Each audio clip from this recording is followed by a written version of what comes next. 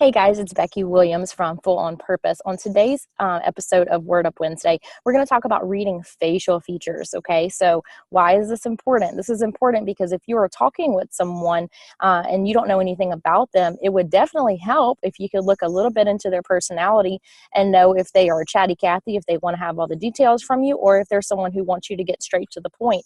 So today I'm going to give you a little bit of information. This is all stuff that I learned this past weekend in Walker at a seminar that we had. It was fabulous. It was phenomenal. But Dr. Marcella Von Harding, who was a Royal Crown Diamond in Young Living, came and she gave us a little bit of this information. So I think you'll find it helpful and useful. It's also a little bit fun because once you learn what all the different things are when you're speaking with somebody, you're like, oh man, that makes sense. Now I understand. So you can use this. You can use this today. Go ahead and take notes. Watch it again if you need to. Oh, sorry, there's a bee. But anyway, watch it again if you need to and take notes, and so that you'll be able to read other people as well. Okay, so we're going to start first with the forehead. So if you're talking with somebody, or even you can analyze yourself, of course, if you're looking and your forehead is straight up and down, which mine is, this is going to mean that you need things step by step. Typically, these type of people also need validation of things. So if you're going to teach someone how to do something and they have a straight up and down forehead, you're going to want to slow it down and break it down into steps. Don't give them a whole bunch of information at once. It has nothing to do with being intelligent or not intelligent. It just has to do with the way that their brain digests information. Okay, so slow it down. These are typical kinesthetic learners. I can attest to that. Also use feeling words when you're talking with people like this, because that means something to them and they will listen more intently. If you have someone with a slanted forehead, so just if you look at their side profile and it goes up instead of straight up and down, these are people who are real quick on their feet. You can give them, 3 or 4 different steps of something and they can jump right in and do that. The next thing that we're going to talk about is eyes, how close they are together. So I want you to think about the Asian cultures, how spread apart their eyes are. This actually means something. Whenever your eyes are closer together, this means that you have less tolerance. This isn't patience. This is just tolerance for things that's going around you. So like my eyes are closer together. So I'm going to get testy faster. I don't know how else to say that. But anyway, those who have eyes that are a little bit further apart, they typically have more tolerance for things that are going on around them. Also, if your eyes, so I'm moving my hair a little bit, if like this part of your face and this part of your face is the same, like the same width, you can usually fake it till you make it. So if you have people like that, they may be able to pick a topic and say, you know what, I'm going to teach on this today. They may not know anything about it, but they can real quick get some information and be able to relate that to other people. If someone has a narrow face, so just up and down narrow, they're going to get their confidence from knowledge. And so you don't want to just throw these people in and say, hey, can you come and, present information to this class on such and such a date without giving them adequate time to prepare. That's going to stress them out. Okay, so I'll let y'all think. Look at my face and you tell me what you think about mine. Okay, so comment below and tell me, what do you think? Do you think I'm someone who can just jump in and just kind of fake it till I make it? Or do you think that I'm someone who gains my confidence from knowledge? So you let me know. All right, the next thing is eyelids. So I'm going to get real close. Okay, if you notice, I have very little eyelids, like if I'm talking to you. And I have my eyes just resting right here. I don't know if you can see that, but just resting, my eyelids disappear. Okay, see, here they are, and they're gone. All right, so people who, when you can't see their eyelids when they're talking to you, resting position like this is going to mean that we're real analytical. Okay, so if you're giving me information, I'm going to take everything in that you're telling me and start analyzing what you're saying, breaking it down so I can really truly understand it. It's just the way that my mind processes. If you have someone that when their eyes are resting, that you can still see a little bit of their eyelid, this typically means that they're bottom liners. So what you tell them, they're like, okay, that could probably be true. They're not going to challenge you in any way. So mine is opposite. I will probably challenge something that you say just so that I can understand it. Not that I think you're wrong. It's just because I want to understand it a little bit better. Eyebrow placement. So it doesn't matter, ladies, how you pluck your eyebrows. The way that it grows is the way that it grows. Okay. And it does say something about your personality. So if your eyebrows are high, meaning from your eyes to here. If this is really high, this means that you need space. So these are the kind of people that when they get in the elevator, they're really uncomfortable because they need a lot of space around them. If you have someone like me whose eyebrows and the top of my eye is pretty close together, I really don't need that much space. My space is very small. The space that I need anyway. Typically for people whose eyebrows are high, they're going to need space, and you're going to wait for permission to go into their space. So you're not going to be able to just walk up and be real close to them and talk to them. There has to be some kind of relationship or some kind of interaction that's happened so that they can feel comfortable with being around you.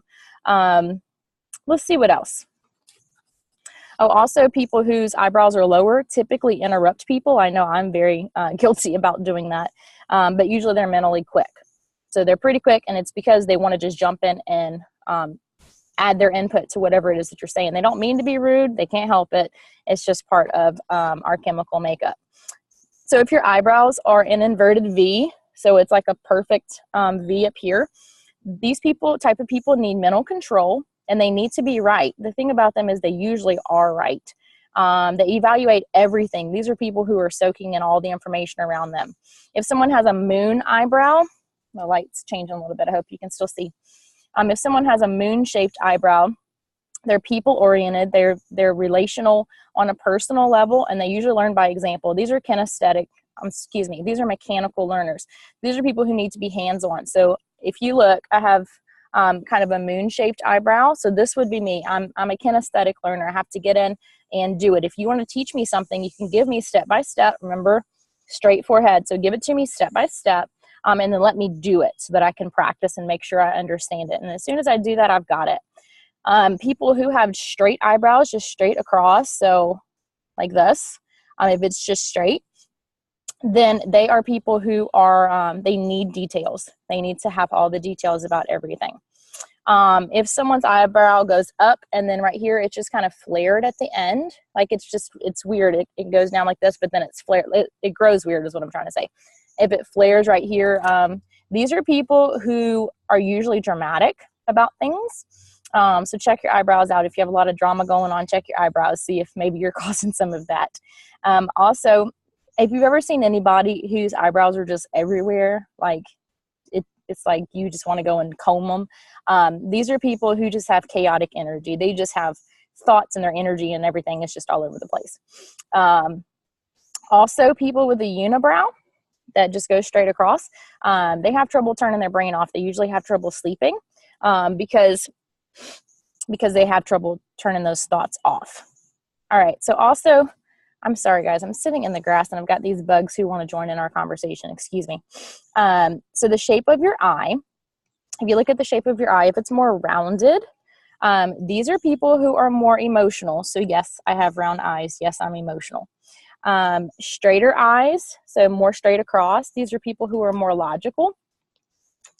Let's see what else. What other information I have for you? If someone has a real pointed chin, they're typically more stubborn. If they have a broader chin, they have more authority. Okay, so it's either more pointed, you're usually stubborn. If it's more broad, you have more authority. These are people who you just look and you're like, oh man, they must be successful. They have a broad chin. It's just the way that they're wired, and it's typical that we would think that of them. Also, if there's a little dimple right here at the end of your chin, that means that you're playful. You have a playful side to you.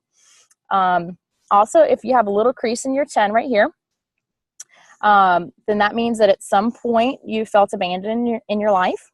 So don't take these type of people for granted, because they will leave. All right, so you want to be aware of that at some point they felt abandoned.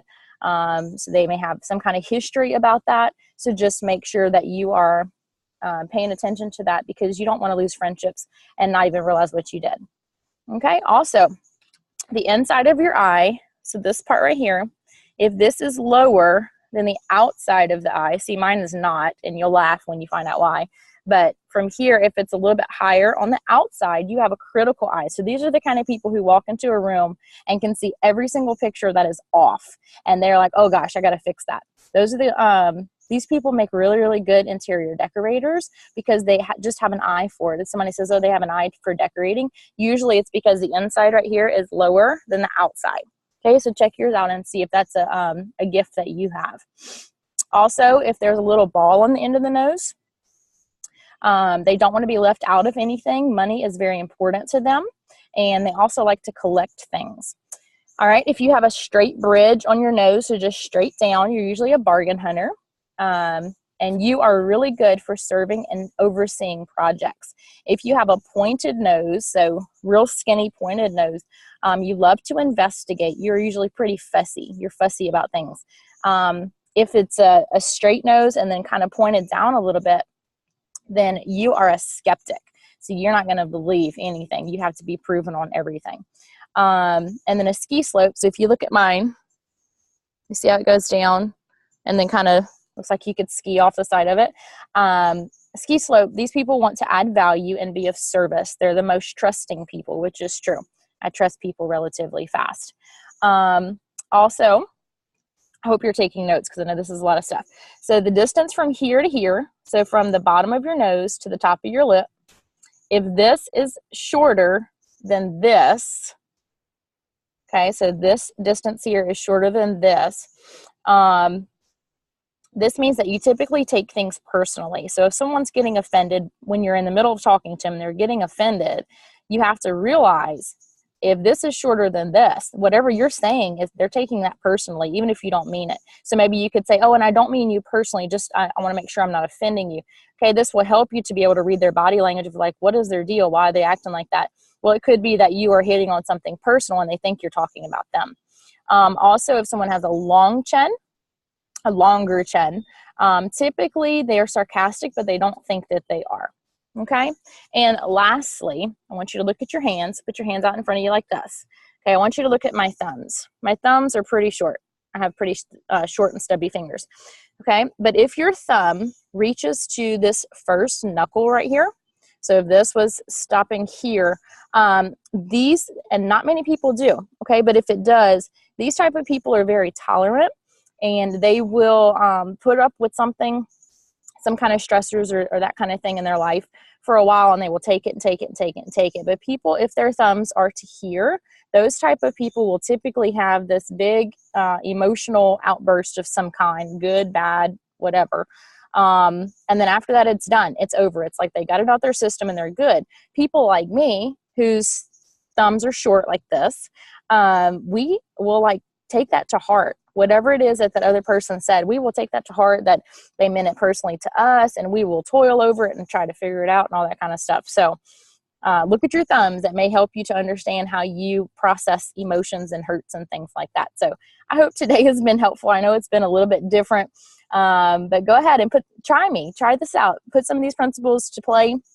I know I've done that ever since Saturday when we learned, or actually Thursday night since we learned about this. Ken and I have been looking at other people, and it's just been a really fun thing. So I hope this has been fun for you as well. If you're looking for more tips and recipes and health videos and videos about essential oils, all those kinds of things, you can visit our site at www.fullonpurpose.com. Of course, we're on Facebook and Instagram and Pinterest as well, so you can find us there. Look forward to seeing you on the next Word Up Wednesday or on the next Essential episode. Thanks, and God bless.